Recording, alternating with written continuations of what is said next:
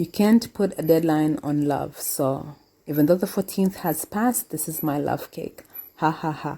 It's an attempt at a red velvet cake. I started with 115 grams of butter, whisked it first, then started adding 1 cup of sugar, 1 portion at a time. Then I add 2 large eggs. Once the mixture is well mixed and smooth, I will add around a teaspoon of vanilla essence and as much red food color as I want.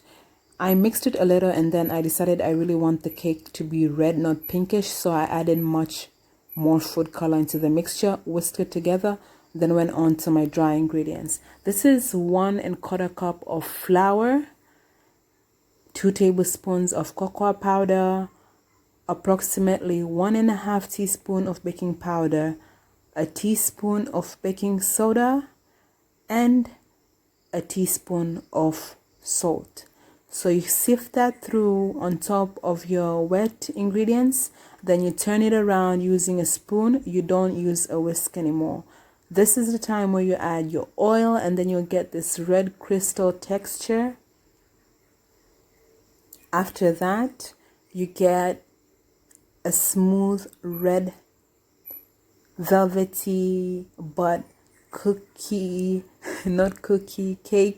doughy mixture by adding approximately 1/2 cup of whole milk. You take your time mixing it together, then you add around a tablespoon of white vinegar so that it could react with the baking soda to help your cake rise. Now you put all your mixture into a love tin. Please, if you don't have a love tin, don't make this cake.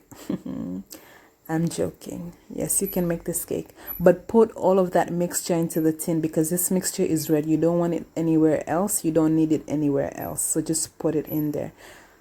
Put in a preheated oven at 175 degrees centigrade for 45 minutes. Then turn it around if your tin is not a naturally opening tin. The best practice is to use a baking sheet. I didn't, and this is what I got. Okay, so this is the frosting I decided to try to make. I was supposed to use block cream cheese, but my mom said that cream cheese tasted like yogurt. So I mixed it with icing sugar and a little bit of butter. I forgot to take the video when I put a little bit of red food color on it, but this is how it came out. The sourness of the cream cheese with the sweetness of the cake tasted amazing. I truly enjoyed it. But for aesthetic and picture reasons, I brought out my frosting stuff and decided to put whipped cream on love-shaped pieces of cakes. Yeah, I didn't have a piping bag, but that didn't stop me. With all the frostings, this cake tasted amazing. I loved it. Happy Valentine's.